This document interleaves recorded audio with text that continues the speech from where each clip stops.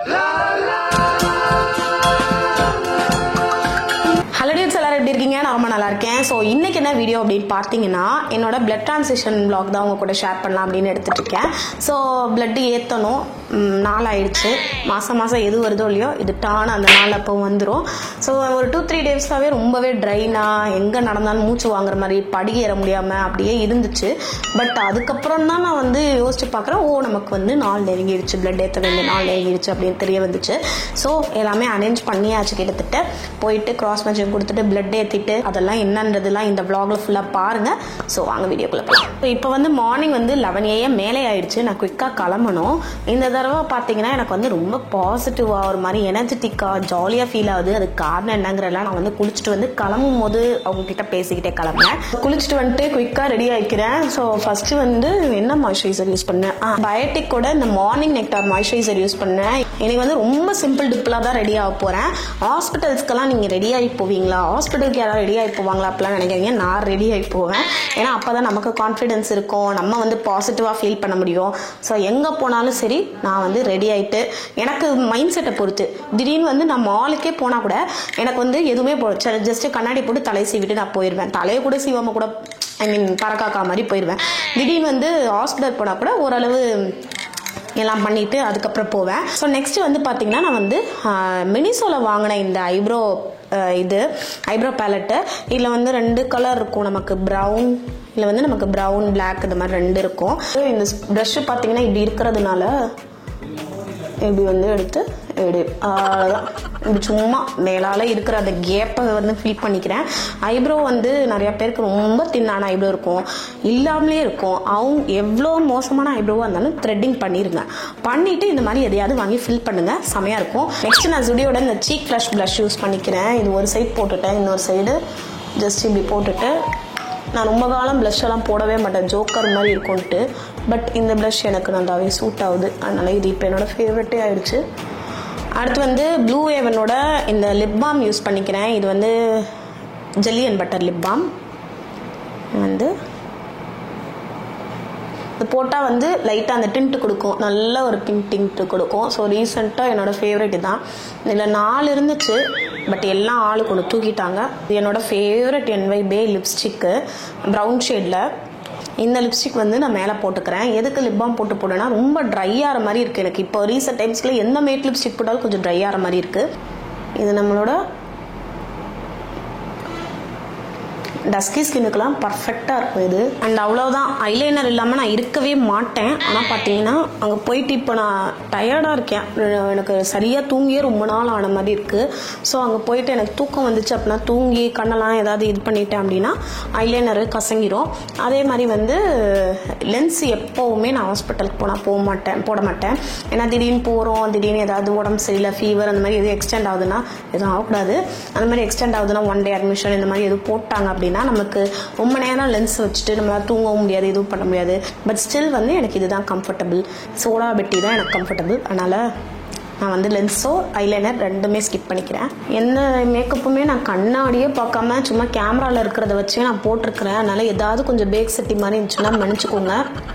பார்த்தீங்கன்னா நான் வந்து இந்த வீடியோவில் கொஞ்சம் பாசிட்டிவாக அப்படியே எனர்ஜெட்டிக்காக இருக்க மாதிரி உங்களுக்கு ஃபீல் ஆகுதான்னு தெரியலை. பட் எனக்கு வந்து கொஞ்சம் பாசிட்டிவாக எனர்ஜெட்டிக்காக இருக்குது.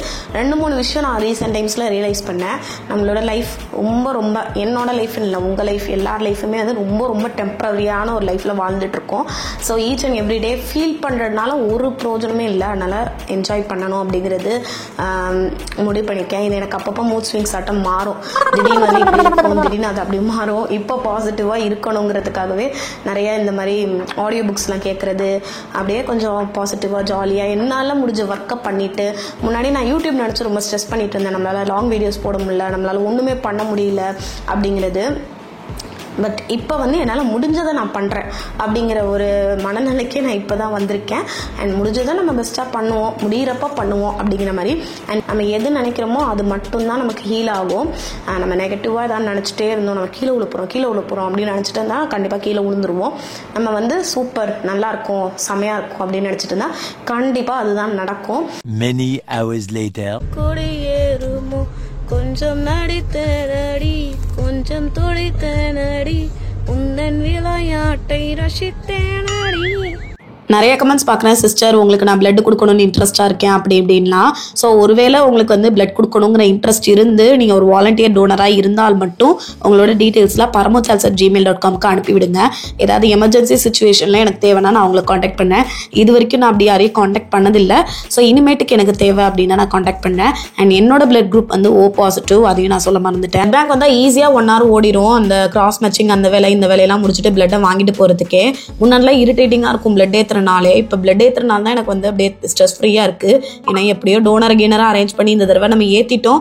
நெக்ஸ்ட் மந்த் தான் இனிமேல் தலைவலி அப்படிங்கிறது இப்போ தான் ரியலைஸ் ஆக ஆரம்பிக்குது. அப்பா பார்த்தீங்கன்னா பிளட் செட் வாங்குறதுக்கு GHக்கு பக்கத்தில் இருக்க இந்த மெடிக்கல் போயிருக்கிறாரு.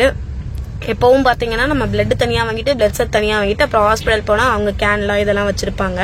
அண்ட் அதுக்கு நம்ம பே பண்ணி நம்ம இது பண்ணிக்கணும். ஸோ இப்போ வந்து பிளட்டு கொடுக்கறதுக்கே நமக்கு ரொம்ப லேட் ஆக்கிட்டாங்க. டைம் பாருங்க 2 ஆச்சு. இதுக்கு மேலே லஞ்சு சாப்பிட்டுட்டு அதுக்கப்புறம் போயிட்டு பிளட் ஸ்டார்ட் பண்ணுறது. அதுவும் பிளட் வார்ம் ஆகணும் வேற கொஞ்சம். ஸோ 3 மணி 3:30 ஆயிடும் போல இருக்கு ஸ்டார்ட் பண்ணுறதுக்கு. இப்படி இருக்க நிலைமையை பார்த்தா ரொம்ப லேட் ஆகிட்டே இருக்குது.